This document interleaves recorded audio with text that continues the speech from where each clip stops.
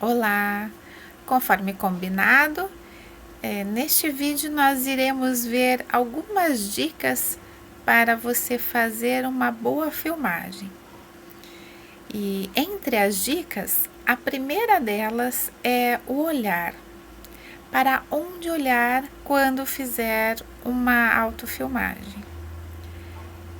É muito importante este item, porque quando eu estou falando com você agora, você consegue observar que os meus olhos estão direcionados para você, não é?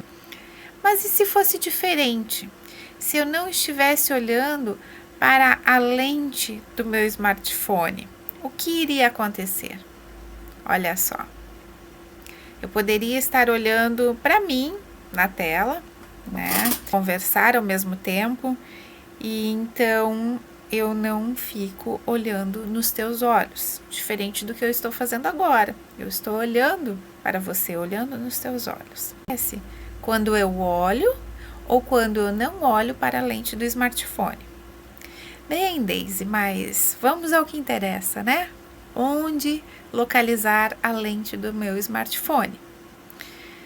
Bem, o primeiro ponto é saber identificar a lente do smartphone. E geralmente, ou a maioria das lentes, elas parecem um pequeno olhinho, né? É um círculo com um pontinho no meio. Geralmente é assim que você identifica este o formato do seu smartphone. Então, esta lente no smartphone, em alguns modelos, fica posicionado no canto direito superior, outros no canto esquerdo e alguns ainda fica posicionado centralizado no meio do aparelho. Mas não importa onde está localizado a lente do seu smartphone. O que importa é você saber identificar essa lente para então, quando for fazer uma filmagem, uma autofilmagem, você poder ficar olhando fixamente para ela, certo? A menos que a filmagem tenha um outro objetivo. Então, isso significa que você pode sim olhar para outro lugar. Que não é nosso caso aqui no momento, né? Eu quero que você tenha a sensação de que eu estou falando com você, conversando com você. Por isso, eu fico olhando para a lente do meu smartphone. Além da questão do olhar, eu tenho uma outra questão muito importante, que é o ângulo. Você se lembra que tivemos uma aula sobre selfie? E nela foram abordados pontos relacionados ao ângulo, ao enquadramento adequado, né? O que mostrar, o que cortar, a altura do smartphone. Pois bem, essas dicas valem para a filmagem. O que significa dizer que quando eu posiciono a lente do meu smartphone na altura dos meus olhos, eu estou numa posição adequada. Já que se eu posicionar para cima, você vai ficar com a impressão de que eu estou olhando para cima, né?